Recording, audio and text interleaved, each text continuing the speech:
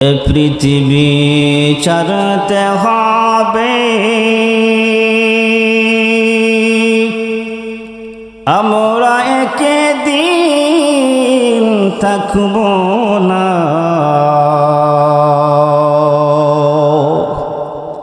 এ পৃথিবী ছাড়তে হবে, আমরা একদিন থাকব না। ধনী থাকো গরিবী থাকো, ধনী থাকো গরিবী থাকো, আজরাইল কাউকে ছাড়বে না। কেমন একটা বাক্য, একটু লক্ষ্য করেন, ব্যাখ্যাটা শুনেন।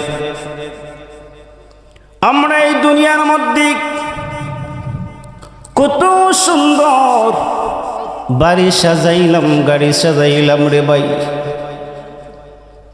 এক সময় জীবনে কোনো কিছু ছিল না, মনের মধ্যে কত আফসোস, মনের মধ্যে কত আশা,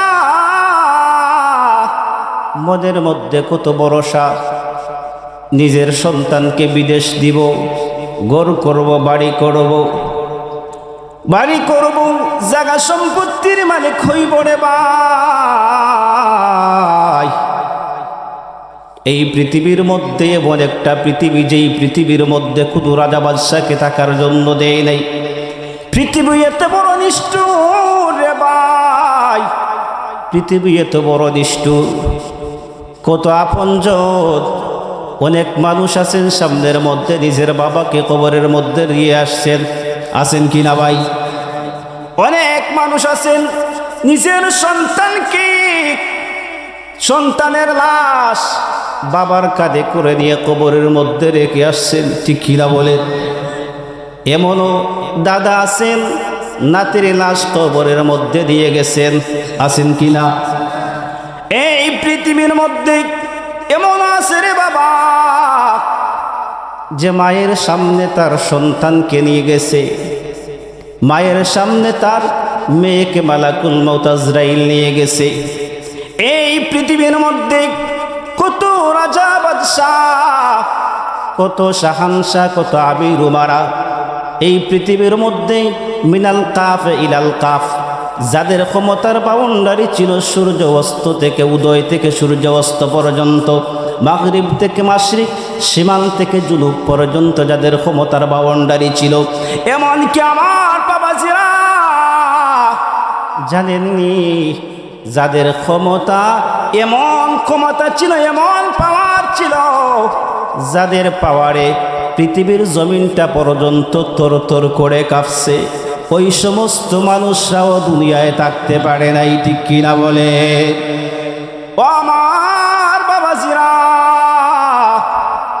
নিজে কত গাড়ি করলেন, বাড়ি করলেন, গাড়ির জায়গায় গাড়ি রয়ে গেল, রাস্তা করলেন, রাস্তার জায়গায় রাস্তাটা রয়ে গেল, বাড়ি করলেন, বাড়ির জায়গায় বাড়ি রয়ে গেল, গাড়ি করলেন, গাড়ির জায়গায় গাড়িটা রয়ে গেল, কিন্তু মালিক আর দুনিয়ায় নেই, কবরের মধ্যে যাইয়া ঘুমাইতেছি। এমন মানুষ আছে না নাই? এমন মানুষ আছে। ও আমার বাবাজিরা, এখনো যারা রাস্তাঘাটে আছেন, ঘোরাফেরা করছেন, অযথা সময় নষ্ট করছেন, জীবনের শেষ মাহফিল হিসাবে, জীবনের শেষ গুনাহ মাফের জায়গা হিসাবে আল্লাহর কাছে তওবা করে, নবীজির দুরূদ পড়ে পড়ে, আল্লাহর জিকির করে করে আমরা জবানের হক আদায় করার দরকার আছে না নাই? হসপিটালের মধ্যে এনে দেখা যায় কত মানুষ 10 মিনিট অক্সিজেন নেয়, 100 টাকা 200 টাকা দিতে হয়, হয় কিনা? আল্লাহ যে আপনাকে আমাকে বানাইছে রে ভাই, সারাটা জীবন অক্সিজেন নিতেছেন, 30 বছর, 40 বছর, 50 বছর, 60 বছর, বলেন তো কয় টাকা দিছেন? অক্সিজেনের টাকা দিছেন? দেন নাই। এই যে এত শক্তিশালী হাত দিয়েছেন, এত সুন্দর বডি দিয়েছেন, বডির ওজনই আমাদের 70-80। ওই বডির মধ্যে আমরা খাদের মধ্যে বার লই 2 মণ, লইনি 2 মণ লই, অথবা মাথার মধ্যে 20 কেজি 30 কেজি এমন মানুষ আছে 40 কেজি পর্যন্ত মাথার মধ্যে নেই। এই ক্ষমতাশীল বডিটারে বাবা আল্লাহ কে বানাইয়া দিছে? কথা বলেন না, আল্লাহ বানাইছে।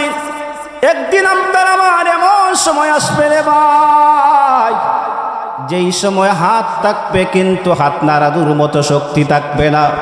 আপনার আবার এমন সময় আসবে যেই সময় পা থাকবে কিন্তু ওই পা দিয়া জমিনে বিচরণ করার ক্ষমতা থাকবে না। ঠিক কিনা বলেন? আপনার আমার এমন সময় আসবে রে ভাই,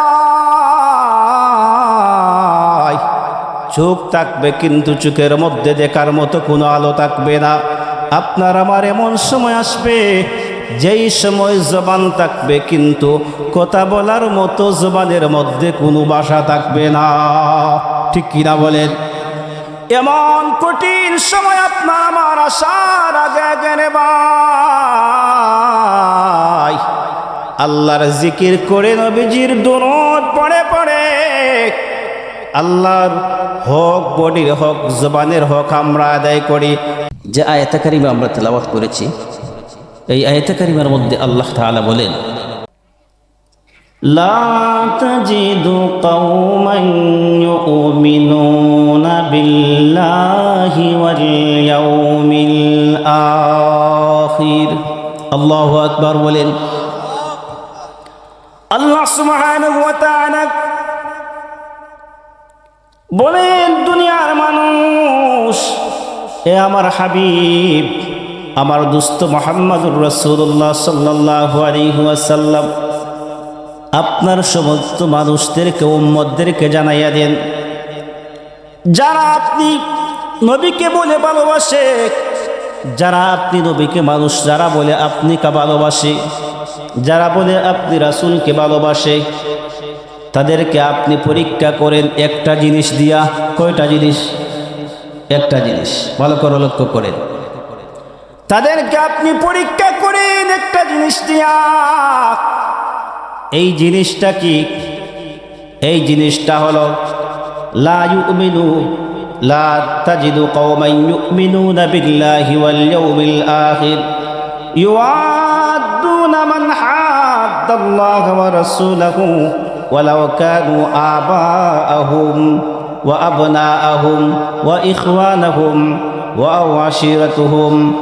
আল্লাহ বলেন, তাদেরকে একটা জিনিস দিয়ে আপনি পরীক্ষা করেন, যারা যদি আপনাকে ভালোবাসে, আপনাকে ভালোবাসে, আপনাকে মহব্বত করে, কি পরিমাণ মহব্বত করে, কি পরিমাণ ভালোবাসে, ওই ভালোবাসার মাপকাঠিটা দিয়ে আপনি তাদেরকে পরীক্ষা করেন। পরীক্ষা কি? নবীকে কীরকম ভালোবাসে, আল্লাহর হাবিবকে কিভাবে তারা ভালোবাসে, যারা বলে কি আল্লাহর হাবিবকে ভালোবাসে। এই ভালোবাসার মাপকাঠি কি? এই মাপকাঠি আল্লাহ বলে, যেই ভালোবাসার মধ্যে যারা আখিরাত বিশ্বাস করে, আল্লাহকে বিশ্বাস করে, ওই বিশ্বাসের মধ্যে যেই মহব্বত রাসূলের প্রতি রয়েছে, এই রাসূলের প্রতি মহব্বতটা তার সীমা কতটুকু, তার পরিমাণ কতটুকু? আল্লাহ বলেন, ওয়ালাউ কানু আবাউহুম আও আবনাউহুম আও ইখওয়ানাহুম আও আশিরাতুহুম। আল্লাহু আকবার। তারা যদি তাদের মা থেকে, বাবা থেকে, সন্তান থেকে, পরিবার থেকে, পৃথিবীর সমস্ত কিছু থেকে, যদি সব কিছু থেকে আপনি হাবিবকে যদি তারা মহব্বত করে ভালোবাসে, তাদের জন্য আল্লাহ কয়টা পুরস্কার? 5টা। কয়টা পুরস্কার? এই আয়াতের মধ্যে আল্লাহ বলছেন 5টা পুরস্কার। আল্লাহ সুসংবাদ দিয়েছেন, যারা আল্লাহর হাবিবকে মহব্বত করে ভালোবাসে, ভালোবাসা শুধুমাত্র একটা। কয়টা? খাজ আমাদের একটা, পুরস্কার কয়টা? সুবহানাল্লাহ। আর আওয়াজ দিয়ে বলেন না সুবহানাল্লাহ। আমাদের সবার কাজ গুণের ভাই একটা, আল্লাহর পক্ষ থেকে পুরস্কার রেখেছেন আল্লাহ 5টা। কয়টা? সবাই আওয়াজ দিয়ে বলেন কয়টা? 5টা পুরস্কার আল্লাহ রেখেছেন। আল্লাহ সুবহানাহু ওয়া তাআলা 5টা পুরস্কার আপনার আমার জন্য রেখেছেন। আল্লাহ বলেন, উলাইকা কাতাবা ফি কুলুবিহিমুল ঈমান। হে আমার হাবিব, এই 5টা পুরস্কারের মধ্যে প্রথম পুরস্কার হলো যারা আপনি নবীকে মহব্বত করে ভালোবাসে, নিজের জানের চাইতে ভালোবাসে, নিজের জীবনের চাইতে, সন্তান সন্ততি এই পৃথিবীর মধ্যে সব কিছুর চাইতে যারা আপনি হাবিবকে যারা ভালোবাসে গো নবী, তাদের জন্য প্রথম পুরস্কার হলো ফি কুলুবিহিমুল ঈমান। আমি আল্লাহ আপনি নবীকে ভালোবাসার কারণে, আপনি নবীকে মহব্বত করার কারণে আমি নিজ হাতে, আমার কুদরতি হাতে তাদের অন্তরের কলবের মধ্যে আমি ঈমান লিখে দিব। এবার বলেন যে আল্লাহ তার কুদরতি হাতে তার বান্দার কলবের মধ্যে ঈমান লিখে দিবেন, ওই ঈমান কোনো শয়তান কোনো মানুষ আসেনি মুসার মতো? আওয়াজ দিয়ে বলেন নাই। দ্বিতীয় নম্বর আল্লাহ বলেন, যে ব্যক্তি আমার হাবিবকে ভালোবাসবে, যে ব্যক্তি আমার হাবিবকে জীবনের চাইতে মহব্বত করবে, ভালোবাসবে, পৃথিবীর সব কিছু চাইতে, বাড়ি ঘর সন্তান আদি মা বাবার চাইতে ভালোবাসবে। দ্বিতীয় নাম্বার পুরস্কার আমার আল্লাহ বলেন রে ভাই, ওয়া আইয়াদাহুম বিরূহিম মিন। তাফসীর কারকরা বলেন, যদি আল্লাহর হাবিবকে সব কিছুর চাইতে মহব্বত করে ভালোবাসে, বিরূহিম মিন, আল্লাহর নবীর ওই আশিক উম্মত যদি কোনো বিপদের মধ্যে পড়ে, ওই আশিক উম্মত যদি কোনো মুসিবতের মধ্যে পড়ে, আমি আল্লাহ আকাশ থেকে ফেরেশতা দিয়া আমার নবীজির ওই আশিক উম্মতকে আমি সাহায্য করে দেব। তৃতীয় নাম্বার আমার আল্লাহ তার হাবিবের আশিক উম্মতের জন্য পুরস্কার রেখেছেন। পুরস্কারটা হলো ওয়ায়ুদখিলুহুম জান্নাতিন তাজরি মিন তাহতিহাল আনহার, ওই তাজরি মিন তাহতিহাল আনহার।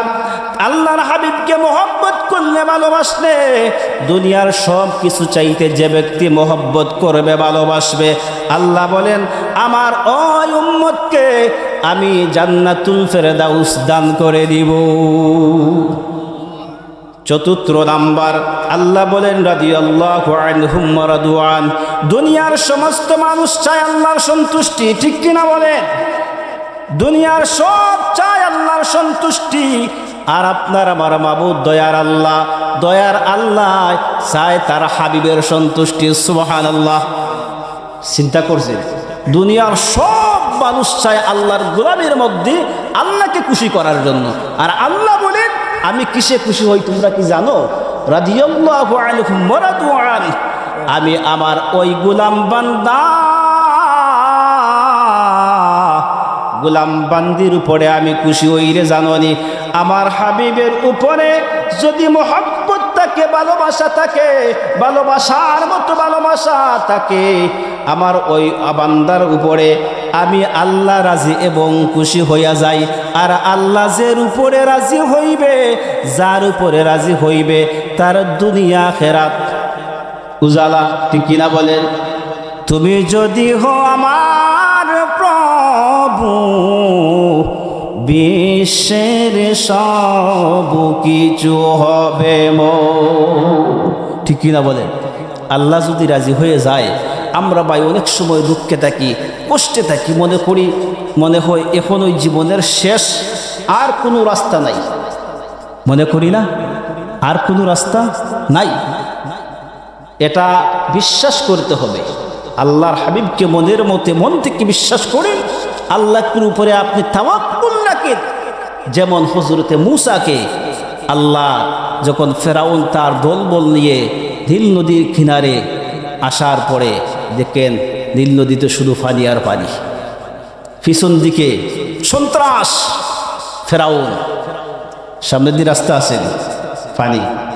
এবার বললেন, রব আপনি ছাড়া তো আর কেউ নাই। ওই যে তুমি যদি হও আমার প্রভু, বিশ্বের সব কিছু হবে মর, আমার কোনো চিন্তা নাই। আমরা বিপদে পড়লে টেনশনে থাকি, কি করব কিনা। যদি কোনো ব্যবসার মধ্যে থাকি, মনের মধ্যে মনে করি ব্যবসায় লস খাইছি, জীবন শেষ। যদি কোনো মানুষের সাথে প্রতারিত হই, মনে করছি জীবন এই জায়গায় শেষ।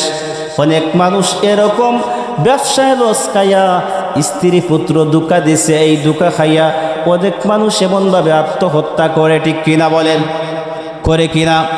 তাদের জন্য এই মেসেজটা ভাই লক্ষ্য করে, যেই জায়গায় মনে করেন আপনি নবীজির মহব্বত আপনার অন্তরে আছে, দুনিয়ার সব কিছু চাইতে আমি আপনার হাবিবকে ভালোবাসেন, আর যদি আল্লাহর উপরে আপনি তাওয়াক্কুল রাখেন, মহব্বত রাখেন, তাহলে কুন ফায়াকুন, যেই জায়গায় সমস্ত রাস্তা বন্ধ হয়ে যায়, ওই বন্ধ রাস্তা থেকে আমার আল্লাহ নতুন করে রাস্তা তৈরি করে দিতে পারেন কিনা, পারেন কিনা।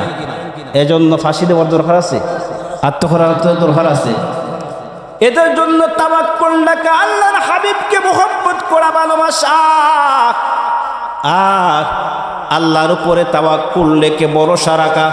আল্লাহ যেই জায়গায় কোনো রাস্তা নাই, যেই জায়গায় কোনো পথ নাই, ওই জায়গায় পথ করে দেনেওয়ালা আপনি আল্লাহ। মনকে সান্ত্বনা দেন, রাস্তা হয়ে যাবে।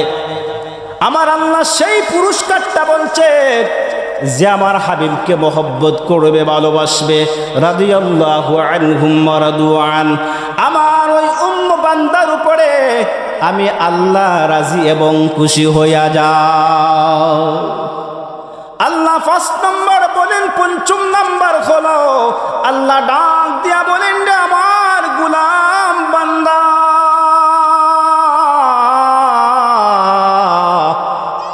আর গোলাম বান্দি তোমরা শুনো রে, দুনিয়ার সমস্ত এই সৌন্দর্য যাকে ছাড়া আমি সৃষ্টি করতাম না, আমার ওই হাবিবকে তোমরা জীবনের চাইতে ভালোবাসো, সন্তান সন্ততি সবার চাইতে যদি ভালোবাসো, ভালোবাসার মতো যদি ভালোবাসতে পারো, পাগলের মতো যদি ভালোবাসো, এমন পাগল দুনিয়ার সবাই আপনাকে পাগল বলো, যদি রাসূলের দিদার আপনার নসিব হয়ে যায় রে ভাই, ওই পাগলের জন্য দুনিয়ায় সফল, পরকালে অসফল, ঠিক কিনা।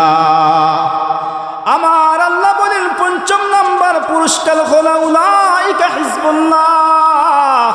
মুফাসসিরিনে কেরাম বলেন, জান্নাতের মধ্যে যখন আল্লাহ জান্নাতীদেরকে দিবেন, ময়দানে মাহশর, কিয়ামতের মাঠের মধ্যে আল্লাহ সুবহানাহু ওয়া তাআলা 2টা দল করবেন। কয়টা দল? এক দল হলো জান্নাতি, আরেক দল হলো জাহান্নামী। আল্লাহ সুবহানাহু ওয়া তাআলা যাদেরকে ডান হাতের মধ্যে আমলনামা দিবেন তারা হবে জান্নাতি, আর যাদেরকে বাম হাতের মধ্যে তাদের আমলনামা দিবে তারা হবে জাহান্নামী।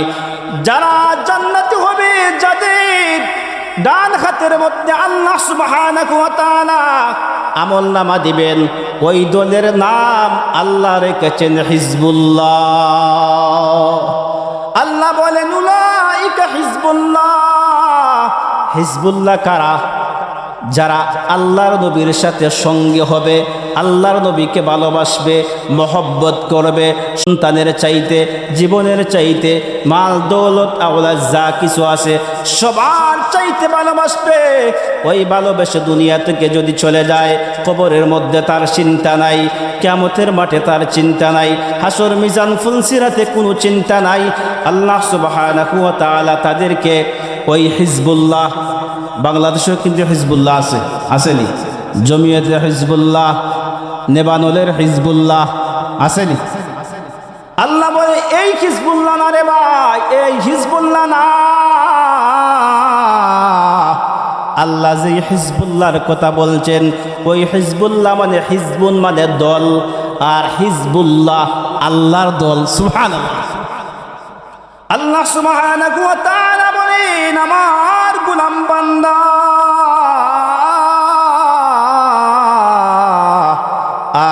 আর গোলাম বান্দি শুনো রে, ময়দানে মাহশর আমার হাবিবের সাথে আমি যাদেরকে জান্নাতি করে দেব, যাদেরকে আমি জান্নাতের মধ্যে পৌঁছাইয়া দিব, এদের নাম হলো, ওই দলের নাম হলো হিজবুল্লাহ।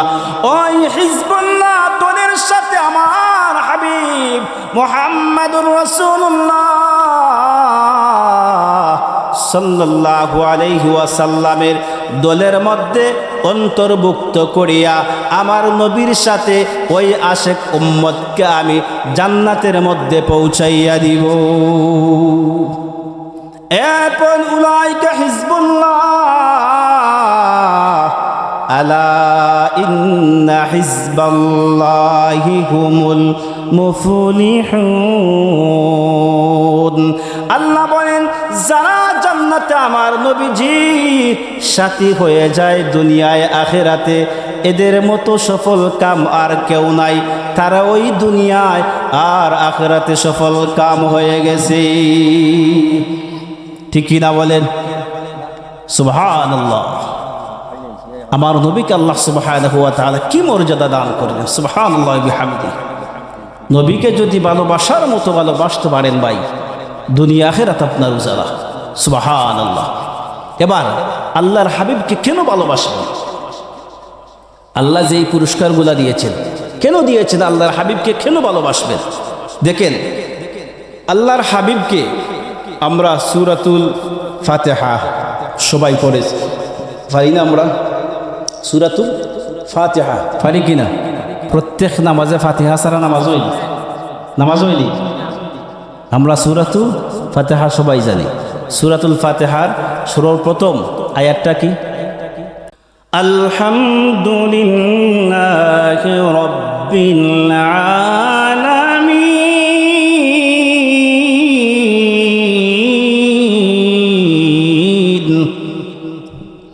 আল্লাহ তাআলা বলেন, আল্লাহর পরিচয় দিয়ে আলহাম, সমস্ত প্রশংসা, লিল্লাহ, কার? রব্বিল, আল্লাহর। সমস্ত প্রশংসা কার? আল্লাহর। তারপরে বলেন লিল্লাহি রব্বিল আলামিন। আল্লাহকে, রবকে, লিল্লাহি রব্বিল আলামিন। রব হলেন ওই জিনিসের নাম। রব ওই জিনিসটাকে বলা হয় যার মধ্যে কোনো কিছুই ছিল না, যার কোনো অস্তিত্ব ছিল না। অস্তিত্বর মধ্যে অস্তিত্ব দানকারী, ওনার নাম হলো রব। যেমন একটা উদাহরণ দেই। বাবাজি, আপনার বয়স কত? 80-র উপরে। মনে করেন 80-র আগে বাবাজির নাম কি?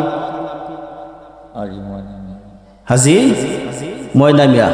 হাজি ময়না মিয়া সাবরে আপনারা 80 বছরের আগে চিনতেননি? কথা বলেন না। ওনার বয়স তখন 80 বছরের আগে আপনারা চিনতেননি?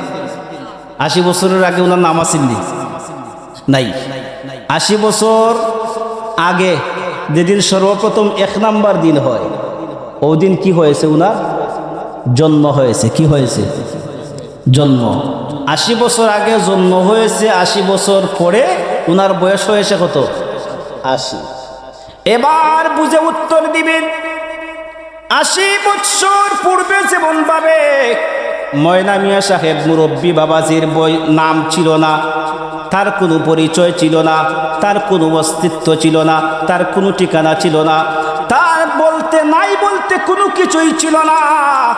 আমার আল্লাহ বলেন, রব হলো ওই জিনিসের নাম যে রব বান্দাকে কোনো অস্তিত্ব নাই, অস্তিত্ব যার নাই, তাকে ক্রমান্বয়ে দাফে দাফে দাপে দাপে পূর্ণতায় পৌঁছাইয়া দেন। ওনার নাম হলো রব। সুবহানাল্লাহ। এরপর আল্লাহ বলেন, রব কি জিনিস? রবের ক্ষমতার বাউন্ডারি কি? রব কি? তার তুলনা কি? এই সমস্ত সৃষ্টি আল্লাহর পরিচয় দেখছেন। এই আয়াতে কিন্তু আল্লাহর পরিচয় দিচ্ছেন। আল্লাহ তারপর কি বলেন? তাফসির মাফাতিহুল গায়ব, তাফসির মাফাতিহুল গায়বের মধ্যে লেখেন, লিল্লাহি রাব্বিল আলামিন। আল আলামিন হিয়া মা শা আল্লাহু আযজা ওয়া জাল্লা। সুবহানাল্লাহ। আল্লাহ বলেন, আলামিন হলো ওই জিনিসের নাম। আলম, আল্লাহর সৃষ্টি জগতের মধ্যে 80,000 আলম আছে। কত হাজার? 80,000 আলম আছে। আলম কি জিনিস? আলামিনের বহু বচন হলো আলম। আলামিনের বহু বচন হলো আলম। আলম কি জিনিস? আমার আল্লাহ তার পরিচয় দিয়া বলেন, আমার গোলাম বান্দা বান্দি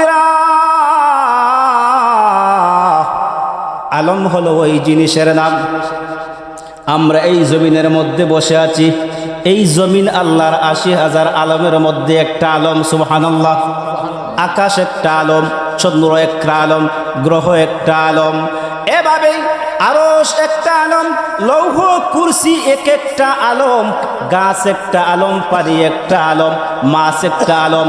এমনভাবে আল্লাহ সুবহানাহু ওয়া তাআলা সমস্ত বাউন্ডারি যা আল্লাহ ৮০,০০০ আলম সৃষ্টি করেছেন, ওই সমস্ত সৃষ্টি এক একটার নাম হলো আলম, আর সব কিছু মিলাইয়া হলো আলামিন। ওই আলামিনে রব হলেন আমার আল্লাহ। সুবহানাল্লাহ। তারপর আল্লাহ সুবহানাহু ওয়া তাআলা তার হাবিবের পরিচয় দিচ্ছে, দিয়া কি বলছেন রে ভাই? আল্লাহ সেম শব্দ পরিচয় দিতে তার হাবিবের বলছেন, ওয়ামা আরসালনাকা ইল্লা ওয়ামা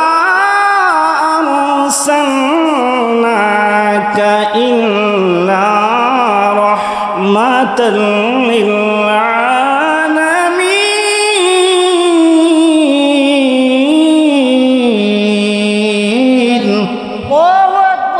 আল্লাহ সুবহানাহু ওয়া তাআলা বলেন, আমার দুনিয়ার মানুষ শুনো, আমার পরিচয় দিচ্ছে আলামিন। সমস্ত ৮০,০০০ আলম এক একটা করে সবার কিছুর নাম হলো আলামিন। আমার হাবিবের পরিচয় আমি দিচ্ছি, ওয়ামা আরসালনা, আমি সৃষ্টি করেছি, ওয়ামা আরসালনাকা ইল্লা রাহমাতাল লিল, ইল্লা রহমত, সমস্ত সব কিছুর জন্য আমার হাবিবকে আমি রহমত হিসাবে সৃষ্টি করেছি। সমস্ত জিনিস বলতে কি বোঝায়? ওয়ামা আরসালনাকা ইল্লা রাহমাতাল লিল আলামিন, আলহামদুলিল্লাহি রাব্বিল আলামিন। সেম শব্দ ব্যবহার করেছেন আল্লাহ। বলেন যেমনভাবে রবের পরিচয়, আল্লাহর পরিচয় আল্লাহ দিছে আলামিন, আল্লাহ আবার তার হাবিবের পরিচয় দিছে রাহমাতাল লিল আলামিন। মুফাসসিরিনে কেরাম বলেন, এক একটা আলম, প্রত্যেকটা আলমের রব হলেন কে? আল্লাহ। আল্লাহ তার হাবিবের পরিচয় দিয়া বলেন রাহমাতুল লিল আলামিন। প্রত্যেকটা সৃষ্টির রব হলেন আমার আল্লাহ। আর সমস্ত সৃষ্টির মধ্যে যাকে রহমত হিসাবে আল্লাহ সৃষ্টি করেছেন, ওই রহমত হলেন আমার নবী রাহমাতুল লিল আলামিন। রাহমাতুল লিল আলামিন সব কিছুর জন্যে আল্লাহ রাহমাতুল লিল আলামিন করে নবীকে সৃষ্টি করেছেন। সব জাতির জন্য আল্লাহ রহমত। সুবহানাল্লাহ বলেন। নবী রাহমাতুল লিল আলামিন, আপনি উম্মতের জাবিন। নবী রাহমাতুল লিল আলামিন, আপনি উম্মতের জাবিন। গুনাহগারের অতি আপনজ, গুনাহগারের অতি আপনজ। আল্লাহর নবী, নূরের নবী গো, আপনি নবী আমরার জীবনের জীবন, আপনি নবী আমরার জীবনের জীবন।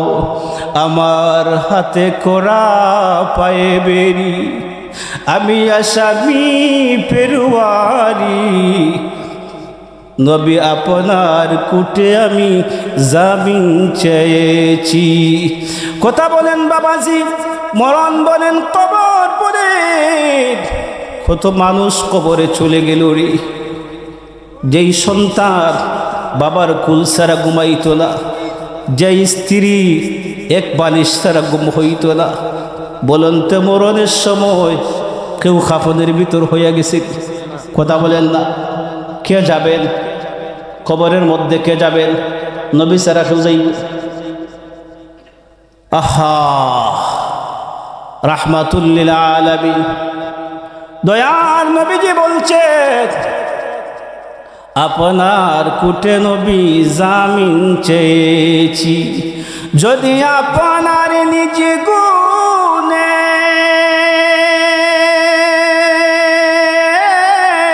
ক্ষমা নাহি করমুরে, যদি আপনার নিজ গুণে ক্ষমা নাহি করমুরে, এ গোলামের জমিন পাওয়ার আশা না রাখি গো নবীজি, আপনি আমার জীবনের জীবন। আল্লাহর নবী নূরের নবী গো, আপনি নবী আমরার জীবনের জীবন। দুরূদ শরীফ পড়েন আল্লাহুম্মা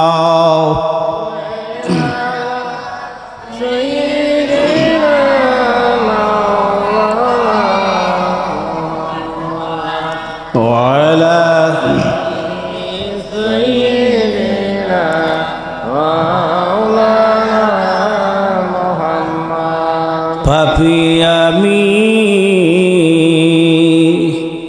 কেমনে তাকব মাওলা কবরে, পাপী আমি কেমনে তাকব মাওলা কবরে, সাথী নাই রে বাতি নাই রে মাওলা এই গৌরী। আসেনি ভাই? আহা, শরীরে যদি একটু দুঃখ পায়, সন্তান যদি সুদে বাবায় দুঃখ পাইছে, সাথে সাথে ডাক্তার লিখে যায় কিনা? যদি সন্তান বাবায় কোনো আঘাত পায় অথবা সন্তান আঘাত পায়, বাবা কি করে বসে রয় না? এবার উত্তর দিবেন, এই যে এত মায়া, এত ভালোবাসা, এত স্নেহ প্রীতি, কিন্তু ওই যে দুঃখ পাইছে, দুঃখের কষ্টের একটু ভাগ কি নিছে বাবা সন্তানের কাছ থেকে? অথবা বাবার কাছ থেকে কি সন্তানে বাবায় যে আঘাত পেয়েছে এই কোনো আঘাতের কষ্ট একটু বাবার কাছ থেকে আনতে পারছে না? পারবে? আহা, সেই জায়গায় কার দরকার? নবীজি। নবীজি উম্মত আসছেন উম্মতি উম্মতি বলে, দুনিয়ায় সারা জীবন কাঁদছেন উম্মতি উম্মতি বলে।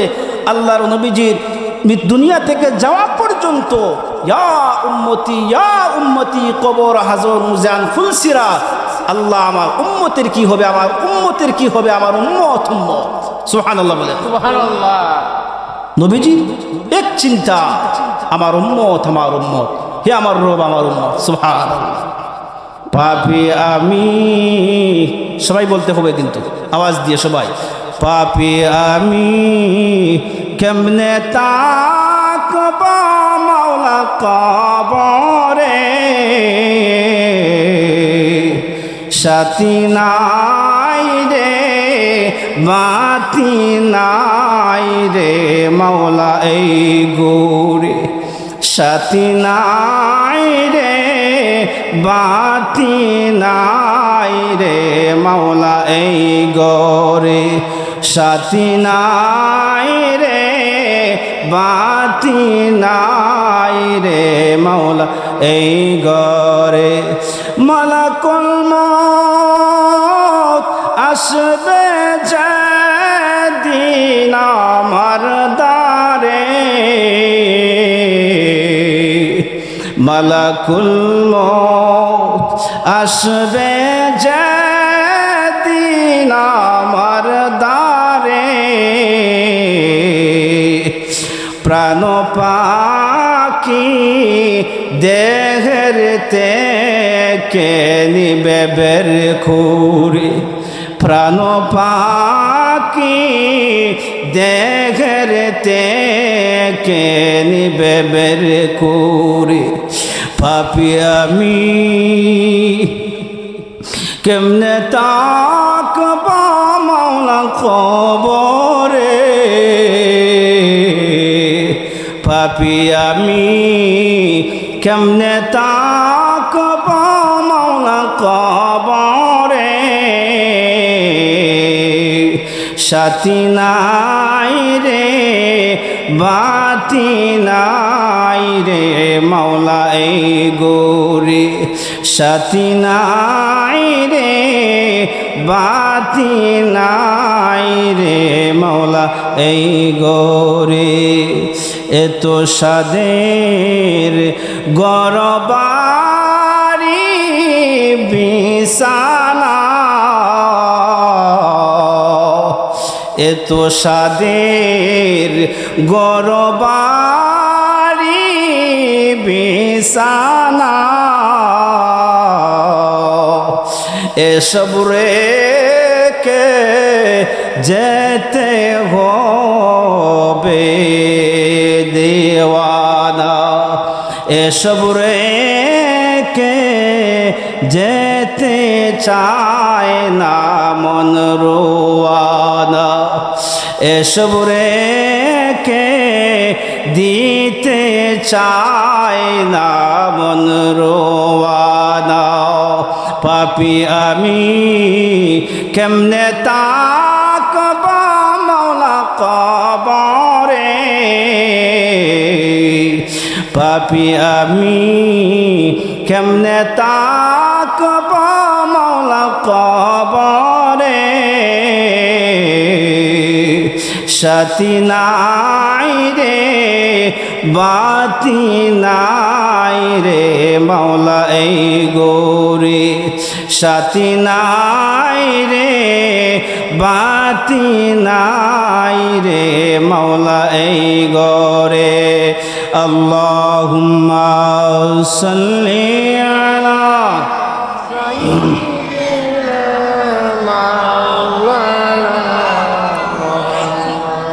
وعلى آل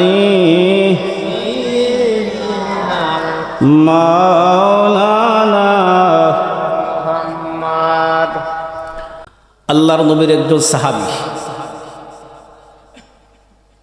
আল্লাহর নবীর একজন সাহাবী যার নাম হলো আপনার আব্দুল্লাহ জুলবাজাদাই নাম কি আব্দুল্লাহ জুলবাজাদাই এত ভালোবাসছেন আল্লাহর নবীর মাক্কি জীবনে মুসলমান হয়েছিলেন বাবা নাই মাও নাই কেউ নাই মুসলমান হয়েছেন চাচার কাছে লালিত পালিত হয়েছেন যার নাম হলো আব্দুল্লাহ জুলবাজাদাই আল্লাহর নবী মক্কা থেকে হিজরত করে মদিনায় চলে গেছেন এখন তিনি একা হয়ে গেছেন নবীজি তো নাই মক্কা ছেড়ে চলে গেছে এত মহব্বত ভালোবাসা ছিল আব্দুল্লাহ জুলবাজাদাই আল্লাহর নবীর ভালোবাসায় প্রেমের টানে মক্কা ছেড়ে মদিনায় গেলেন চাচাকে বললেন চাচা আমার কথা শুনেন আমি তো আল্লাহর নবী মুহাম্মদুর রাসূলুল্লাহর কাছে ঈমান এনেছি আব্দুল্লাহ জুলবাজাদাই চাচার কাছে ছোট থেকে লালিত পালিত হয়েছে চাচা তো মুশরিক বলছেন যে আমি তোমাকে খাওয়াই আমি তোমাকে ফিন্দাই আমি তোমাকে লালন পালন করেছি আর আজকে তুমি আমাকে না জানিয়ে মুহাম্মদের কাছে যাইয়ে তুমি ঈমান এনেছো তুমি কি জানো তুমি কার সামনে দাঁড়িয়ে কথা বলছো আব্দুল্লাহ জুলবাজাদাই আল্লাহর নবীকে তো মুহাব্বত করেছেন তো ভালোবাসেছেন আব্দুল্লাহ জুলবাজাদাই বলছেন ও আমার চাচা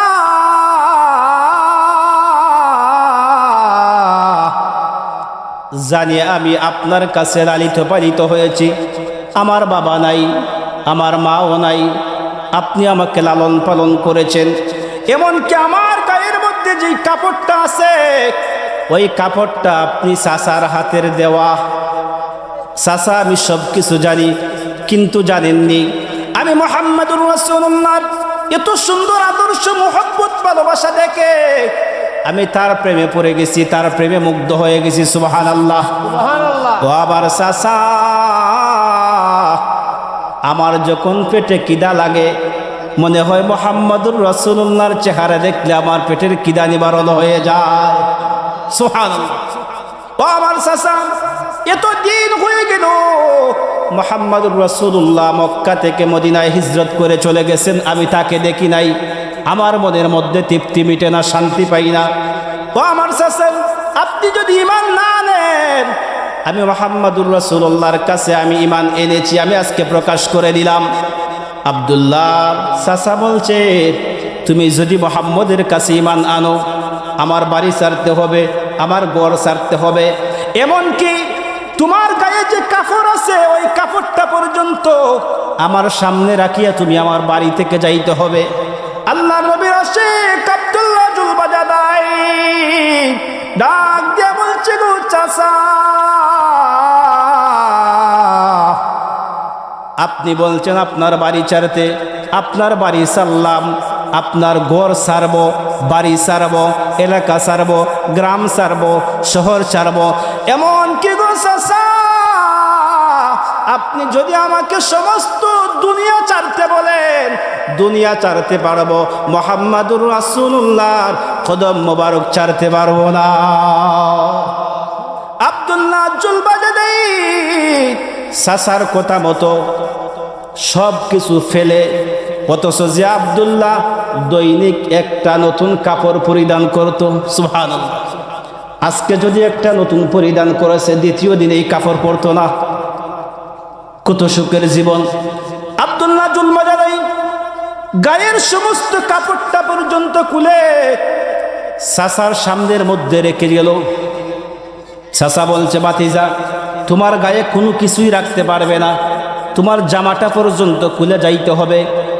আব্দুল্লাহ জুলবাজাদাই চোখের পানি ছাড়িয়া নিজের গায়ের কাপড়টা পর্যন্ত চাচার সামনে রেখে দিলেন।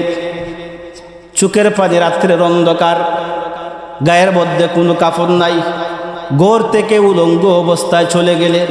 আল্লাহু আকবার। চিন্তা করছেন ভাই, কি ইমান, কি ইমান, আর আমাদের কি ইমান। নবীদিকে গালি দিলে আমাদের গায়ে সেত লাগে না, ঠিক কি না ভাই? আব্দুল্লাহ জুলবাজাদাই খালি গায়ে ঘর থেকে বাহির হলেন। আব্দুল্লাহ জুলবাজাদাই যাওয়ার পর দেখলেন তার মায়ের মতো আপন খালা, উনার ঘরে গেলেন, রাত্রে টুকা দিলেন। মা, অনেক সময় খালাকে আমরা মা বলি, মায়ের মতো আদর করে না, মা বলি। দরজা খুললেন, বললেন, গো মা, আমার গায়ের মধ্যে কোনো কাপড় নাই, আপনি আমাকে একটা কাপড় দেন। আব্দুল্লাহ জুলবাজাদাই তার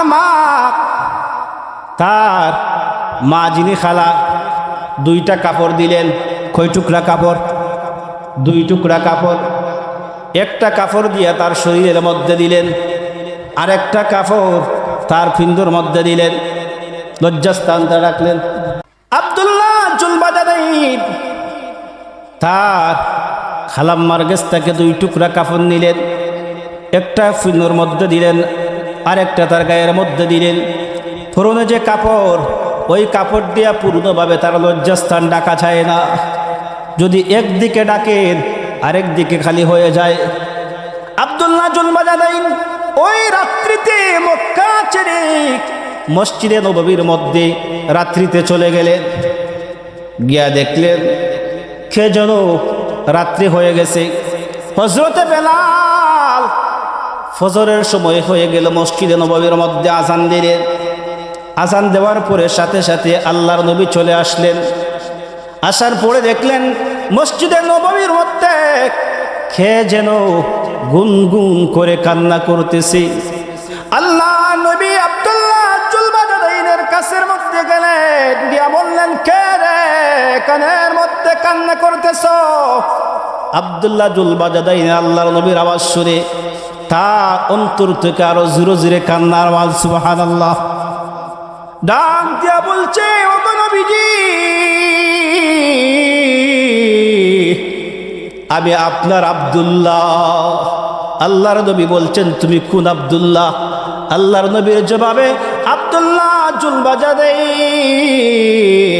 বলছে, গো নবীজি, মক্কার জমিনে আমার চাচাকে রেখে আমি যে ঈমান এনেছিলাম, আমি সেই আব্দুল্লাহ। আমার চাচা তার বাড়ি থেকে বাহির করে দিয়েছে, আমার চাচা তার বাড়ি ছাড়ার জন্য বলেছে, তার সব কিছু ছাড়ার জন্য আমাকে বলেছে গো চাচা। নবীজি আমার চাচার সব কিছু পেলে শুধু 2 টুকরা কাফন নিয়ে আমি আপনার দরবারে হাজির হয়েছি। আল্লাহ নবী আব্দুল্লাহ জুলবাজারাইন তার মাথার মধ্যে হাত দিলেন, অন্য একজন সাহাবীর কাছ থেকে একটা কাপড় দিলেন, পরিধান করলেন। আনসার মুহাজির সাহাবীদেরকে বললেন, আমার আব্দুল্লাহর ইমানটা বড় কষ্টের ইমান রে, তোমরা আমার আব্দুল্লাহকে কষ্ট দিও না। ওই আব্দুল্লাহ মক্কায় মদিনায় থাকলেন, মসজিদে নববীর মধ্যে থাকলেন। আব্দুল্লাহ সব সময় জুড়ে জুড়ে কোরআন তেলাওয়াত করতেন। সাহাবীরা নালিশ করলেন, আল্লাহর নবীর দরবারে অভিযোগ করলেন, ওগো নবীজি আপনার আব্দুল্লাহ জুড়ে জুড়ে জিকির করে, জুড়ে জুড়ে কোরআন তেলাওয়াত করে, তার কোরআন তেলাওয়াতের আওয়াজে আমাদের ইবাদতে কষ্ট হয়। আল্লাহর নবী ডাক দিয়া বললেন, আমার সাহাবায়ে কেরাম, আমার আব্দুল্লাহর ইমান বড় কষ্টের ইমান রে, যে ইমানের কারণে মক্কা ছাড়ছে, নিজের জন্মভূমি ছাড়ছে, বাবা জন্মভূমি ছাড়ছে, চাচাকে ছাড়ছে, সব কিছু পেলে আব্দুল্লাহ 2 টুকরা কাপড় নিয়ে আমার দরবারে হাজির হয়েছে। ওই আব্দুল্লাহকে তোমরা জুড়ে জুড়ে কোরআন তেলাওয়াত করতে তোমরা দাও, আব্দুল্লাহকে তোমরা বাধা দিও না। ওই আব্দুল্লাহ জুলবাজারাইন তার কোরআন তেলাওয়াত অবস্থায় মসজিদে নববীর মধ্যে আব্দুল্লাহ জুলবাজারাইনের ইন্তেকাল হয়েছে। সুবহানাল্লাহ। কবি বলেন, জমি মেলা দেখি হতি, জমন মেলা নেহি হোতা। আল্লাহু আকবার। জমি মেলা নেহি হতি, জমন মেলা নেহি হোতা। আল্লাহু আকবার। मोहम्मद के गुलामों का कफन मेला नहीं होता। আল্লাহু আকবার। আল্লাহর নবীর গুলাম যদি কেউ হয়ে যায়, আল্লাহর নবীর গুলামের মতো গুলাম যদি হয়ে যায়, নবীজির ইতাআত যদি করার মতোই করে ফেলে, ওই বান্দা দুনিয়ায় শান্তি পাবে, এমনকি কবরে জামান পড়লে ভাই তার দেহ ফসবে দূরের কথা, তার কাফনের মধ্যেও দাগ পড়বে না। নবীজির গুলামের এত দাম।